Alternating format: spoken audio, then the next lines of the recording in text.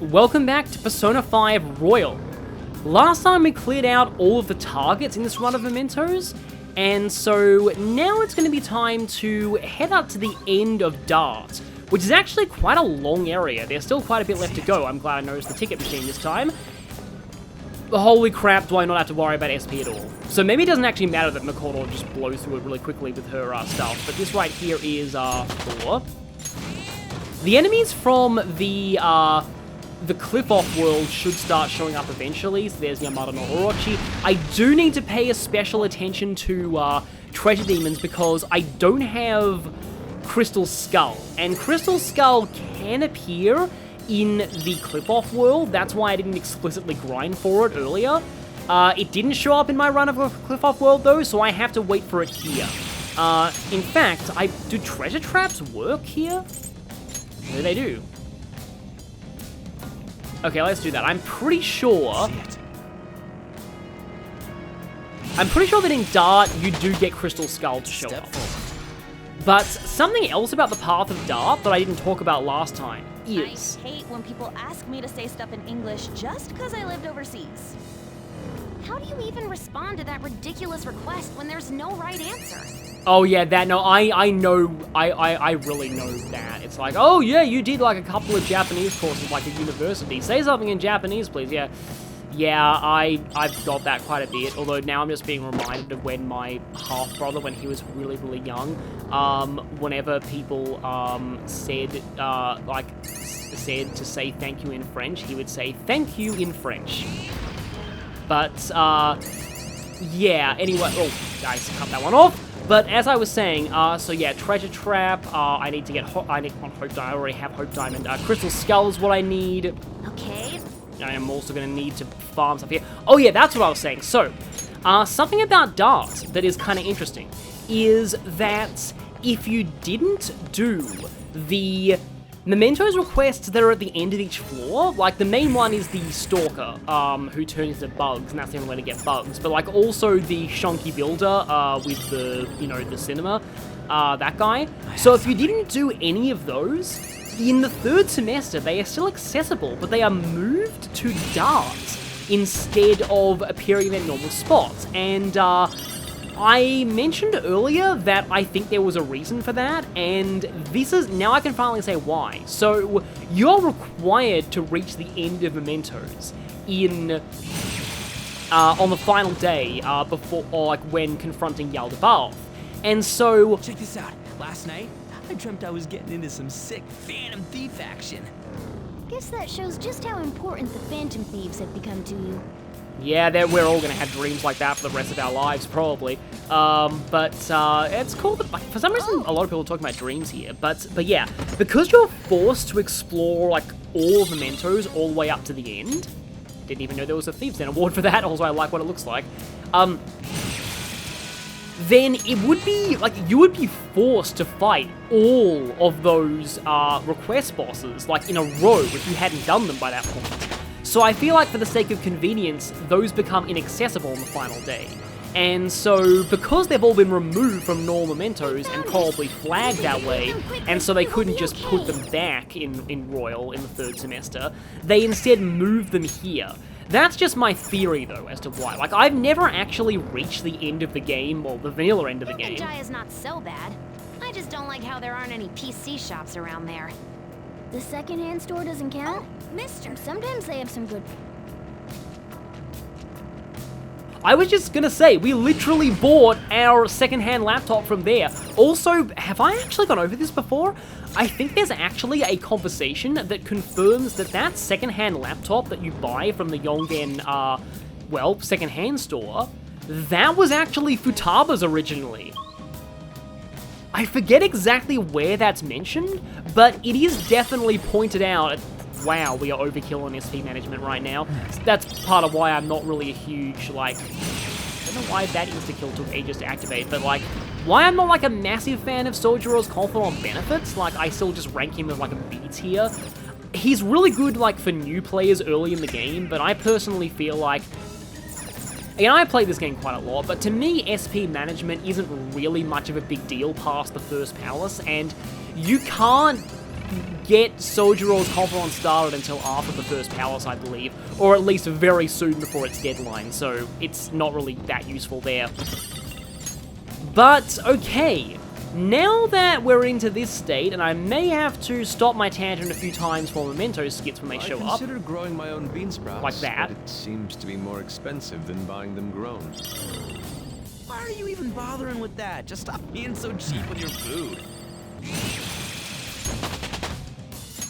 My Mementos topic of the day this time is going to be Yaldabaoth and the vanilla finale, because I kind of didn't want to talk about all of this stuff back while it was happening, out of respect for people who like the vanilla finale, because I'm actually not a big fan of the vanilla finale, and it's one of the reasons why I like the third semester so much. Like, I do legitimately think the third semester is fantastically written in general, but I also have noticed that it's kind of inversely proportional how much you like the third semester to how much you like the vanilla finale. And yeah, so okay. Before I start, one thing I want to make clear. I am referring to the sequence of plot in the final dungeon and the fight with Yaldabaoth. I really like the vanilla ending, but that's not what I'm going to talk about here. Let's just go over it like this. There is a lot that I do like about the vanilla finale. For example, I love Mementos Depths. I think Mementos Depths is maybe my 4th favorite palace, and that's only because my top 3 I like so much.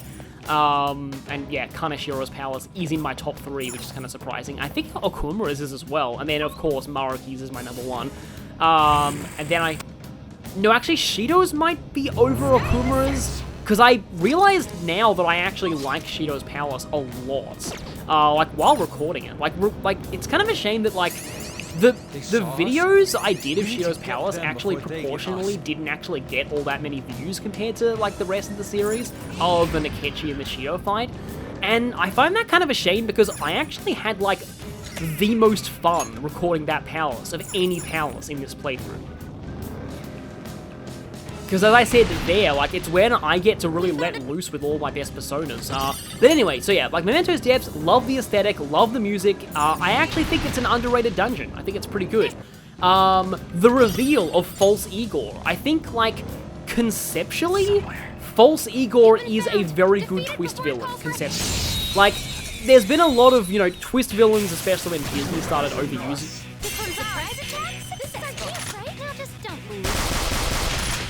Okay, good, that doesn't break the freeze. Encountering a frozen Mara. Encountering a frozen Mara. That's an image. Joker, you're looking cool. No, I'm not even gonna try to recruit you.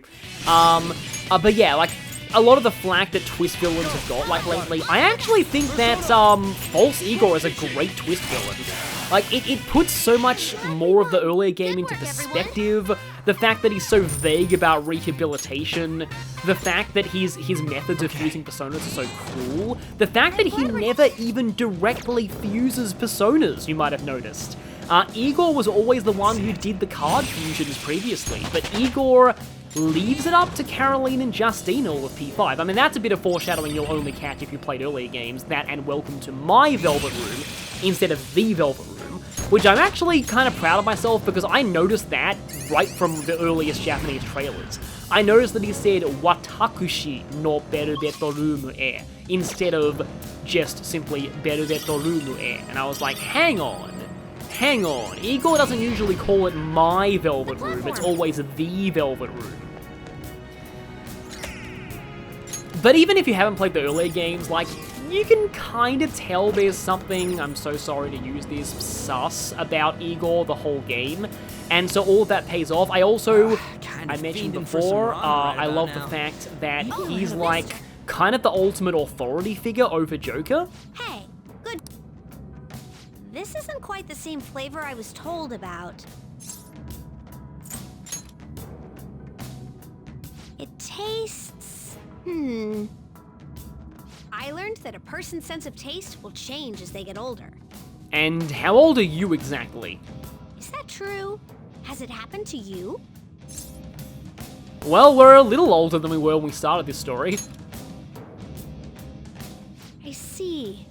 It's not like that for everyone, huh? I guess in my life, I used to like the taste of soy milk, and I really don't anymore.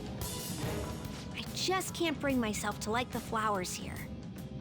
And I used to like drinking them so much, too.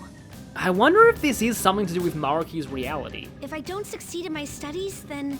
I mean, humanity will stagnate if he succeeds, and Jose wants to learn more about human potential.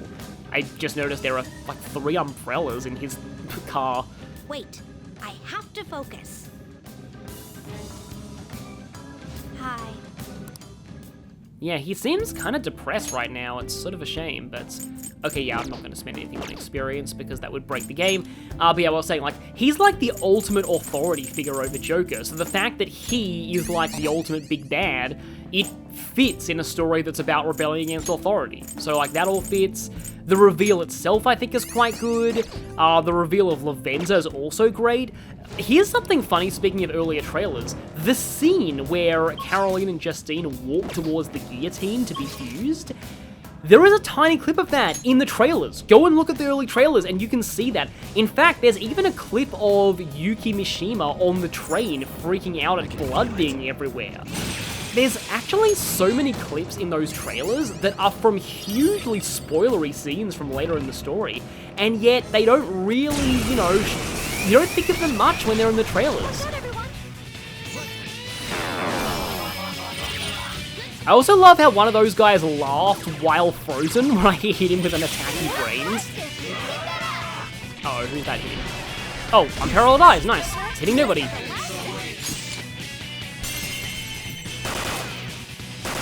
Yeah, the Ride or Battle theme, which is also sadly not in the new remasters, is one of my favorite costume battle themes in this game. It's really great. Unfortunately, not like Jazzy. If you haven't looked it up before, look up the final boss. Why did Melchizedek's keep begging me? I was hoping that I'd finally get a skill card for the first time on the playthrough. But yeah, the final boss theme of Rider 2, it's pretty great. It's similar to this song, I'll just say. Just keep wanting to hear this play out, because again, it's just like the idea of like a roaring 20s JRPG is so novel to me. It's just really cool. But yeah, so like all of that, let me just think of like what other positives do I have to say about like the final arc. I like that Mishima gets like a hero moment after he was sort of the butt monkey for most of the game. I think that's kind of nice. It kind of wraps back around to being sad for him though when you realize that that only happens if you max his Confidant.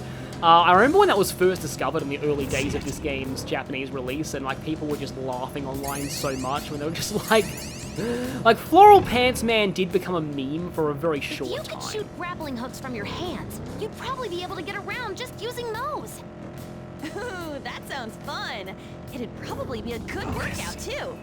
Spider-Man, I guess. It's pretty much what Spider-Man does in most media. Oh no! You're surrounded by Maras! Ugh. I'm probably just gonna get out of here just using the escape feature.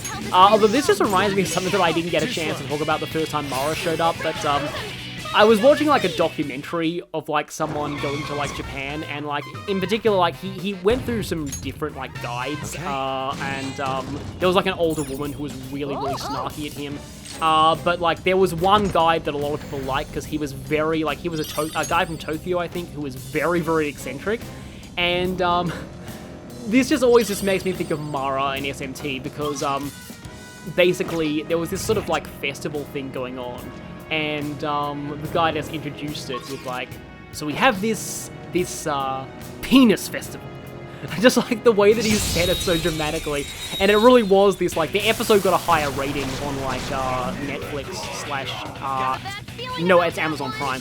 The episode got a higher rating because of it's basically like a whole like it's just like, you know, a fertility festival, like, you know, nothing weird about it or anything. It's just something that a lot of cultures do, but it was pretty amusing to see because it reminded me so much of Mara and just like of, you know, SMT's kind of obsession with that. Once again, sever the Mara. There we go.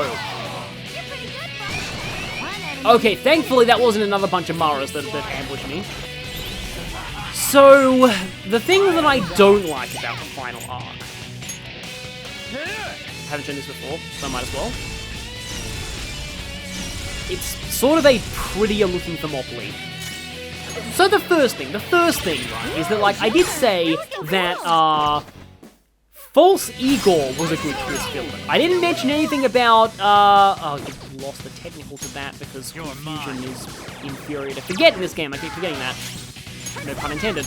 But yeah, I didn't say anything about Yaldabaoth, and that's because, I really, really don't like Yaldabaoth, like, at all. So, okay then. You look pumped up. Let's do this. I was gonna skip this, but I want to see how this looks with the Rhino outfits on. Behold, saucy. Yaldabaoth is even more one-dimensional as a villain than Shido. And I kind of just describe Yaldabaoth as YHVH from mainline SMT, except somehow even more bland and generic. Like, I really, really do not like, I call him Record Needle Scratch God because that's how his name is pronounced in For Apocalypse. I really, really don't like him. Like, in fact, his existence is a big part of why I don't like mainline SMT much. Because for one, like, his very existence just kind of makes the setting just hopelessly bleak by default. Because he just keeps coming back every time an avatar of his is killed. But on the other hand, it's just... there's a few reasons. So, I'm detecting more shadows than usual. the first thing is that I just find the whole... I did mention in the Yaldabaoth fight that almost every, evil god in JRPGs is based on the Gnostic Demiurge in some way. And that is very true. And it's to the point where I often feel like, for one, the concept, I think, is done to death in JRPGs. Like, to me, and this is gonna sound really kind of brutal and kind of, you know, brutally almost over-the-top cruel to be saying this, but the way that I kind of consider that trope is, it was edgy and subversive in the 90s, but it's been done to death so much that it's ceased to be a subversion now, and it's now become subversive to not have a god as your final boss. And it's actually a big part of why I actually like the third semester so much. Maruki is not a god, he's just a human with an unusually powerful persona. And that's refreshing for this franchise. Another thing that I also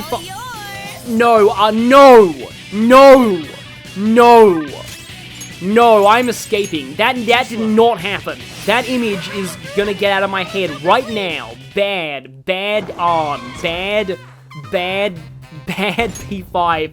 Don't put that image in my head. Okay, yeah, that was a dream. That never happened. That was a nightmare Arn had. But okay, so, yeah, as I said, I find that for the most part, they don't really make for very compelling or interesting villains to me, because, like, as much as I don't really have much of a problem with, like, you know, completely, you know, purely evil villains, it's more of a matter of having an interesting or understandable motivation, or having an actual personality or character, and very often these JRPG evil gods just don't. Like, so often, they just have no personality beyond, I want to enslave humanity because free will is bad. And then that's just it. Like, that's all there is to them. And Yaldabaoth is literally that. And yes, I do get that he does fit with the themes of P5.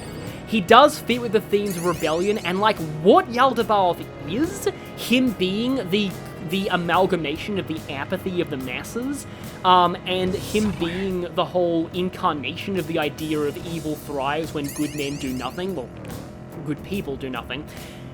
I like that conceptually. I just don't like Yaldabaoth as an actual character, because he's barely a character. And even though that is technically true of, like, all Persona final bosses, because they are more concepts than actual characters, Persona 3 and Persona 4 somehow managed to be more nuanced than that. Like, and also Persona 3 and Persona 4s were not, you know, they did not fall into a generic JRPG trope the way Yaldabaoth did. And like again, like Yaldabaoth is like the OG evil creator god. Like that's what he is. That's what Gnosticism kind of is. And so I can't really blame the guy for falling into a trope that he himself is like the OG originator of. But still, as I said, he makes Shido look deep, and that's really saying something. And there is another reason why I don't like the vanilla finale, but I'll go into that after this because we're about to get a story scene. I have time too because I'm going to have to go around and grind for basically all the rest of the stamps that I don't have. Yeah, I still need a little less than half the stamps in this place.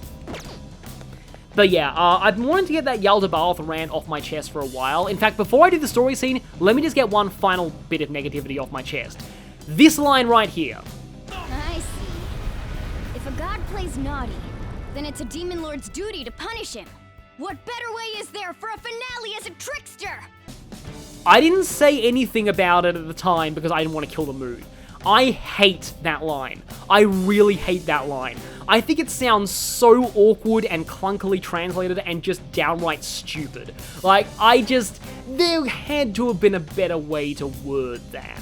I get what they were going for. I get what they were trying to say there, but there had to have been a better way to say it.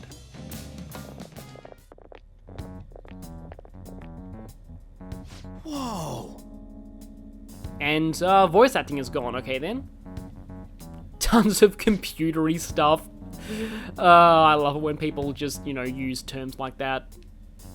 The TV trope for that is Buffy speak, but I've never watched Buffy the Vampire Slayer. Hey. The different locations of Mementos still seem to have different, colors and designs to them, so that's cool. Ah, right, I see. I get what he's doing then.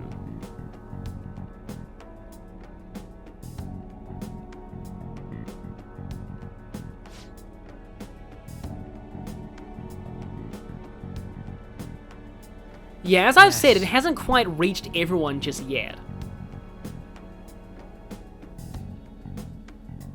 This is how Maruki finds people. He looks here at Mementos, finds their shadows here, and then actualizes their desires to make them happy.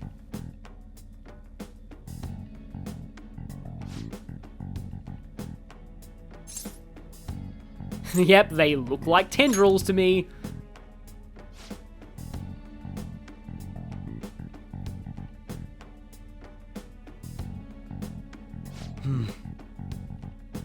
So yeah, they are mind-altering tentacles. The Lovecraftian imagery continues. There is a very definite Lovecraft theme in a lot of the third semester, mostly with Maruki's Palace, because we have the Byakhis and Hastur appearing.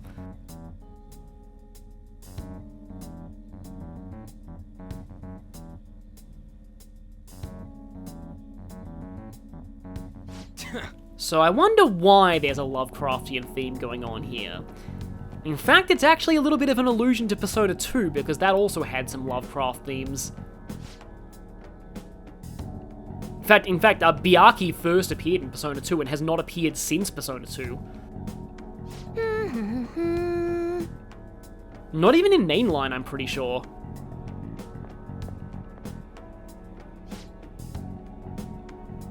Uh-oh, well, I mean, uh-oh for Maruki, because it looks like, the fact that we went to counseling with him means that we're now authorized to mess with his stuff. Huh?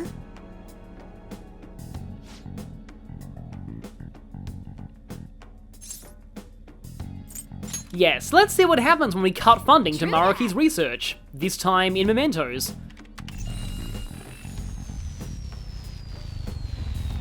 No more tentacle cables.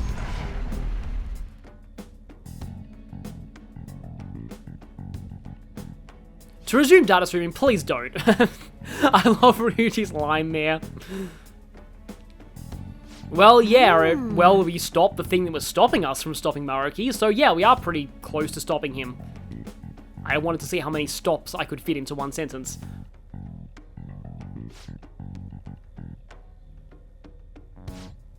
Yeah, exactly. We stopped the thing that was stopping us from getting to Maruki so we could stop him. The blocker is removed.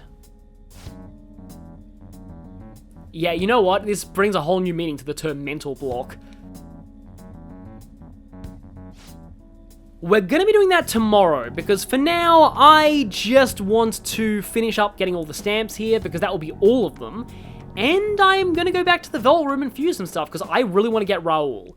I know that I promised earlier that I wouldn't use DLC personas, but Raoul, I feel, was supposed to be part of the main game, and I don't think he's nearly as broken as the rest.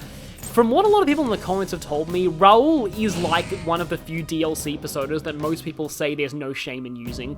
So I'm gonna go ahead and try and fuse him if I can. So that's the reason why I actually have, that's the wrong menu, the reason why I have Thoth here, because Thoth has Taunt. So I could put that on him. I think I had something else with the ailment. Oh no, I had the skill card for ailment boost. In fact, I really should be using more of my skill cards, because I'm just I suffer from elixir syndrome so badly with skill cards. I need to remember to use mine, but I'm definitely going to be using ailment boost on Raoul. I feel like there was like a better method to fusing Raoul that I could potentially do to get some good stuff on him, but like, I guess via Alice, I could get Curse Boost onto Raoul. Let me see if it's relatively easy to get Curse Boost as a skill card. I kind of doubt it. Curse Boost is not a skill card at all. Okay then. Yeah. Right. Is there a way I can get Alice into Raoul somehow? Apparently Alice and Angel will do it. And since neither of those are treasure demons, then that should be a fusion method that always works. So I may actually try that. I'll probably have to wait for another alarm though, because I doubt that they let me get away with it during this one alarm. In fact, the first thing that I'm going to do is fix a mistake that, well, not a mistake, but it was just a little bad luck from earlier. Itemize into K Goho EX. Plus 7 strength gun for Yusuke. Now he hits even more ridiculously hard. In fact, I'm pretty sure I made Nataraja last time, didn't I? I may have forgotten to equip that on Joker, which is annoying. Oh, actually, I do need Ongyoki for later. And I'm missing Satan for some reason. Also, yeah, these two, you actually need to fuse Izanagi no Okami this way. And just like in the original P4, this is a joke on, like, his name if you read the first characters of these things, but you have to read them as Japanese. And also, you need to remember that Raja Naga is Nagaraja in Japanese. So this says, Ya so I na ba no o kami kuru. Come, great god of Yaso Inaba. So here I need Demon's Bite, and it is in fact the only reason I'm making Ongyoki. In fact, at this point, we've already maxed Faith. You know what I'm doing. I'm doing this for Maria.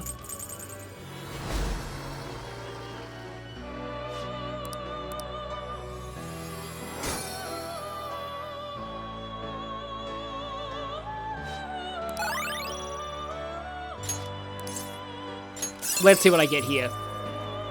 Repel Eyes is good, Elect Break not so much, but I'm gonna have to dump a lot of skills anyway, because Ongyoki learns some good things. Like Regenerate 3, which I do want on Maria. And also Firm Stance, which I want on Maria. We established earlier that Confuse is not great. And Agnayastra is probably better than Myriad Slashes. I'll need to remember to buy you back after this, but we may as well get Akechi's ultimate gun. This is a stronger version because of the alarm. Provided that my luck with gun accidents... Oh, no, it didn't continue. Good.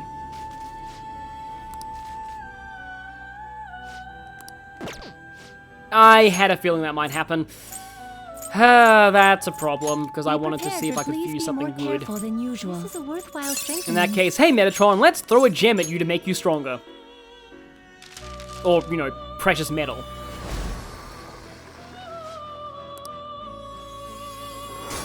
Wait, was that not even an... Wait, what? How was that not an accident? I guess that was my first level 99 persona, but how was that not an accident? Normally I think it's like an almost guaranteed accident. Also, Psycho Force is not bad. In fact, I'll... do have that on other things, though. And yeah, there's a Thieves' Den award for that. Yeah, so it's like an almost guaranteed accident with your next thing, but, there's ways I can probably do the guillotine now and it won't, you know, wreck me. Koryu and Ishtar. I like those two. Is this okay? But I also like Undying Fury. Select In fact, I should probably buy back Futsunushi, because Will of the Sword is amazing. All three of these are ultimate traits, wow. Feels weird to have Spellmaster on a physical persona, but it does make charge cheaper, as well as buffs and other things. I've had to talk about Zao Gongen in like 2 Persona games. It's always a persona that I've never really been particularly excited to talk about, because I don't actually find its mythology hugely interesting. I was going to delete that skill anyway, so why not? Oh, that would have been good in Vanilla P4, but probably not this late into the game. Evade... Oh, I didn't actually pass down Firm Stance, so Evade Fears isn't useless. Enduring Soul is nice, I guess. And that does technical off of Wage War, so I should keep Maruki Dine. This is weird. I don't really want to drop any of these. I suppose, if anything, Enduring Soul is probably a bit better than Evade Fears. I was about to say Gun Amp is actually is kind of a rare skill. It's not at all. It's really easy to get. You just itemize White Rider during an alarm. Like, I know that because of how, Oh, yeah, your magic sucks, though, so that's actually not as good of a combo as Koryu. But still, Undying Fury is fun. Like stronger protectors than usual. I'm gonna have to buy back a lot of Personas after this. Okay, there's the accident. I don't think we've seen her guillotine accident yet. Which is a shame, because her guillotine accident is great. Just another incense. So now I need to buy... Because I do still have Alice, I need to buy Angel. Okay then, I need to get rid of Thoth, and that plus Ongyorki, who I don't really care about anyway, I just need you in the Compendium for Maria, will get me Bishamontan. Do you truly need this? I actually do, because that lets me fuse Asura. I think this, well, I won't say Persona, I'll say Demon, served me really well in Devil Survivor because it's a Kishin, and Kishin let you attack twice in one turn, which is a very fun combo with another racial ability that essentially gives you Kanto. So if you stack both of those, you get to move 3 times and attack twice. It's really great in a turn-based strategy, as you could probably expect. And I'm missing Hanuman, so I may as well go down to you. This is going to be necessary later on because I do plan on going for 99% Compendium, unfortunately. But yeah, do plan on going for 99% Compendium, so I do need all of these. This is just me making a head start on that. And you into Odin gets me Mada. It seems to hold a vast amount of power. Whose magic is not as good as Odin. I was thinking like, oh, maybe I can make like a super, super magical persona and then, yeah, not good magic. But I do need Mada, so It yeah. seems to hold a vast amount of power. I'm gonna have to buy back Odin. I mean, you can take Spellmaster or Amp Wild Thunder, but it's not gonna be as good. I probably should have been using Freeze Amped Ice more. I mean, Mada's fire, like, it's like the bottom half of his body is an Olympic torch, now I think about it, but he looks pretty cool in 3D.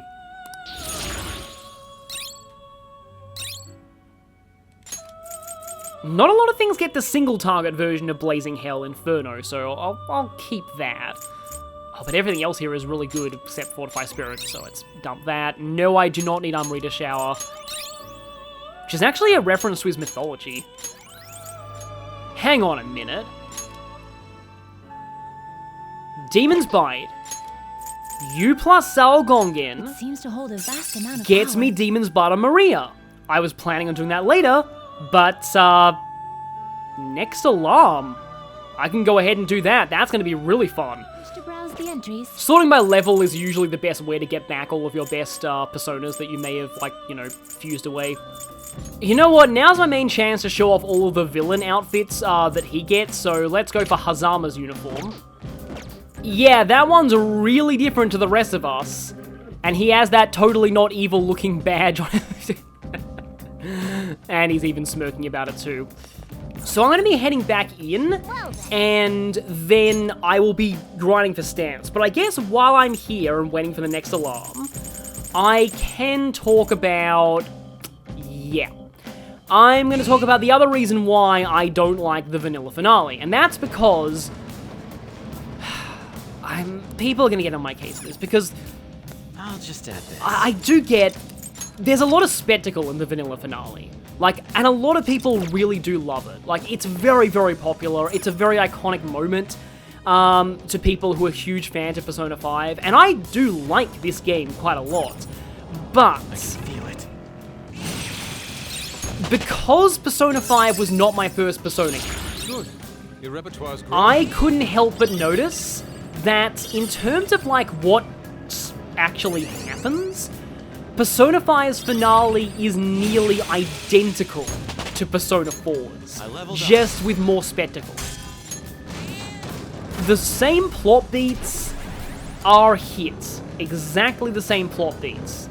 I just realized though, because I just got the alarm immediately, I probably should just go back and just handle all the stamps off camera, but I'll keep being in Mementos just in case the really good Akechi shows up while I finish this tangent.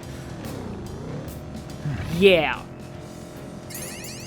Like, saying anything more would be kind of... I mean, I don't think it's so much of a spoiler for Persona 4. Kind of fiending for some But, honor. yeah, basically, the party fights a god born from the human unconscious to save humanity from becoming like slaves to their potential. It looks like they're gonna lose, but then the power of the social links comes through, lets them summon an ultimate persona, and deliver the finishing blow with a unique attack. It is almost identical to Persona 4's final battle.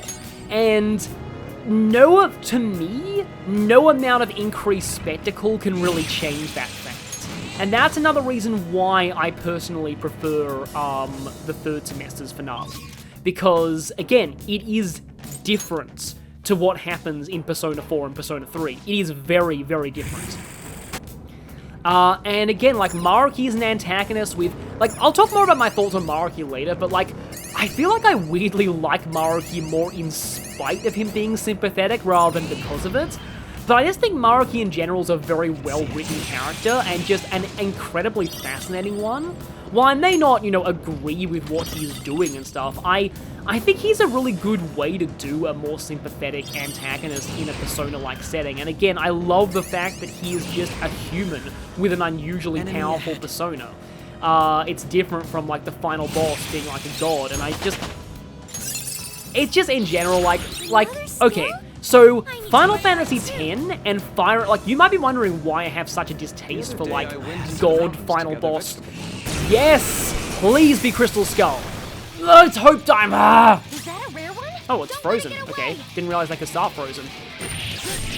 I need Crystal Skull. I have another chance because we actually do have to go into Mementos one more time before this game is over. There are a couple of Mementos targets that don't open up until after you reach Maruki's treasure, so this will not be the last time I'm in Mementos, but I really need Crystal Skull because it's important for my Compendium. And yeah, the fact that was Hope Diamond is kind of a pain. I guess the Crystal Skull must have a higher chance of showing up in the later parts of Dart. That's probably the case. But yeah, as I was saying, you might be wondering why I have such a distaste for, like, god final bosses when Radiant Dawn is my favorite Fire Emblem game, and, I guess, spoilers for Radiant Dawn, but it follows that trope. And I fully admit I entirely chalk this up to what's often called grandfather clause. It and Final Fantasy X were the first, corrupt church / corrupt I god. I was eating a chocolate bar, then all of a sudden it got mad and started chasing me. Being pursued by a chocolate bar. That actually has the potential to be an excellent dream. Why is everyone talking about dreams all of a sudden? And why are the dreams all so weird? Now I'm just picturing a Persona Q or Etrian Odyssey style game where an FOE is a giant chocolate bar. I mean, I can picture it. Like, that is something I could see in an Etrian Odyssey game. And I'm sure it would be, like, the most difficult enemy in the game. Yeah. So that and Final Fantasy X were like the first corrupt church / corrupt god plots that I ever experienced, and as a result, they get a free pass from me. I know that that's really petty, but it's kind of true. Whereas it's just, like, there have been games that I have outright refused to play because I looked up plot spoilers and found out their final boss was the world's god. I was like, oh, like, every time I see that trope now, I just kind of groan. Although I will also personally admit, part of, and I don't want to get too far into this because it's a very sore topic for me, it's almost borderline triggering given how If shadows are painful sentient, an experience do you think that was me being moved by a playing. painting would invoke a change of heart? I think that would be too tough to pull off if it's openly hostile to you. That just reminds me of how like D&D charm spells won't work if someone's hostile to you. I mean, that's kind of an interesting idea, because some of the Mementos shadows please be Crystal Skull. It's probably not. That's another Hope Diamond. Is that a rare one? Don't let it get away! But yeah, some of the Mementos shadows do actually respond to diplomacy like that, which is cool. And I like that that's an option, and like it happened with Mishima. But, so yeah, that's what I'm saying. I'm just gonna say this once, but like, Fire Emblem Three Houses Crimson Flower was actually a big part of what, you can probably hear it in my tone, what actually kind of, something snapped in my mind when I played that path. And let's just say that it managed to make what was probably, like, I don't think this was even their intent. It was definitely not the developers or writers' intent here. But it managed to make what was probably supposed to be secular humanism look like outright xenophobia, racism, and ethnic cleansing. Like, the anti-god stance of that route felt like it was actually racism, since you get to know a lot of them personally, and they're actually treated as completely normal people who have their own, you know, personalities, hopes, desires, everything, and just chalking it up to, we must reclaim the world for humanity. Just, that's not totally relevant here. I'm gonna stop talking about that before I inflict myself with rage status. I'd love to see that in action. But like, I fully admit that is part of why. In fact, like, Crimson Flower disillusioned me towards Rebellion Against Society stories in general. Like, that's how bad it was. Like, I was afraid I would hate Persona 5 after I played that route. On last night. My fave! Now I've got like 50 times more energy than usual. In that case, I expect 50 times the results from you in our exploration. Well, hopefully that translates to Crystal Skull luck. That's a pretty cool one. Gyudon is, beef tongue, by the way, or ox tongue, I think, sometimes, and it's a specialty dish of Sendai. You may want to remember that for a later spin-off. But anyway, okay, yeah. Apologies for that rant, but I needed to mention that rant at some point during Persona 5, because I just felt like that was just, like, I think Persona 5 handles its Rebellion Against Society themes well, like, overall. Like, I still like Persona 5's, like, story and core themes overall. I'll just add this. I just think its finale, to me personally, is, like, short TLDR is it retreads Persona 4's finale too heavily, and it also has a not particularly interesting final boss, in my opinion.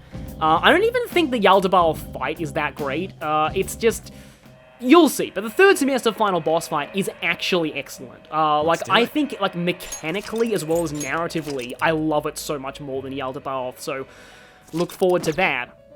But okay, now's the time to actually be more positive, because I'm going to fuse some pretty cool personas here. Step 1. Honestly, I actually think it's higher priority for me to get Maria during an alarm than it is for me to get Raoul. But yeah, let's go for this. It seems to have a decent amount of... So this setup is a little disgustingly broken. Oh, and she can even get Spellmaster too. This is going to be insane. So, Select a skill to inherit. As interesting of a trait Ave Maria is, Demon's Bite. Maria with Demon's Bite and Blazing Hell. That's almost as funny as Messiah with Die For Me. But okay then. Spellmaster. Why are you not getting Regenerate 1 and Regenerate 2? Oh, because I forgot to pass them. Well, that was dumb. So actually, like, I actually think having those Regenerate skills is overkill in this Maria build anyway. Like, it's still stupidly overpowered just with the natural ones that she gets. Spellmaster. Enduring Soul. Actually. LOL. LOL. LOL. I'm gonna have to replace most of those anyway, but it's still really funny.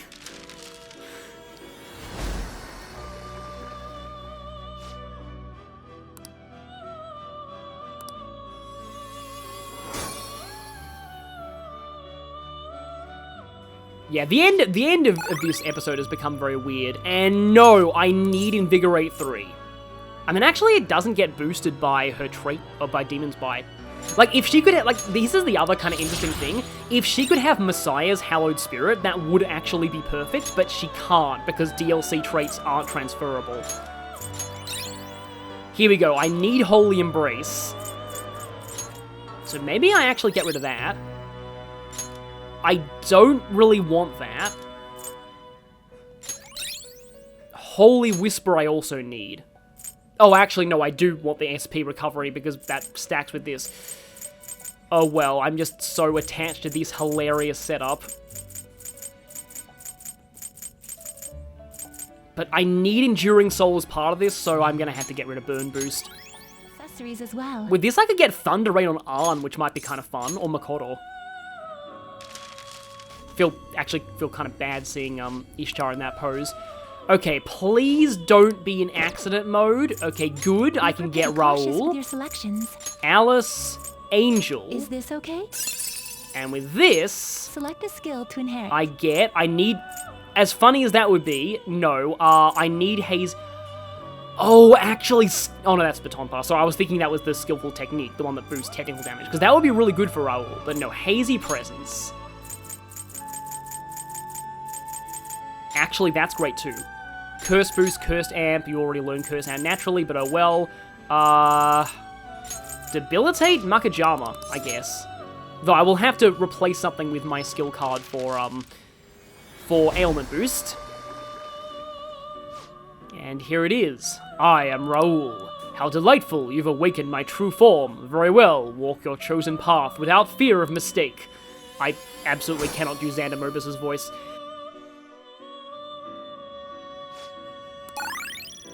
No, I need Curse Boost. It's a weird thing to me that even the Saturnale moment just doesn't really do it for me, like, personally. I just much prefer Persona, like, 4's finale overall, because that was the first one I saw. But okay then, Maegaon, well, you null Curse, there's no real, you know, downside to repelling that in your own face. Oh yeah, you do need Concentrate.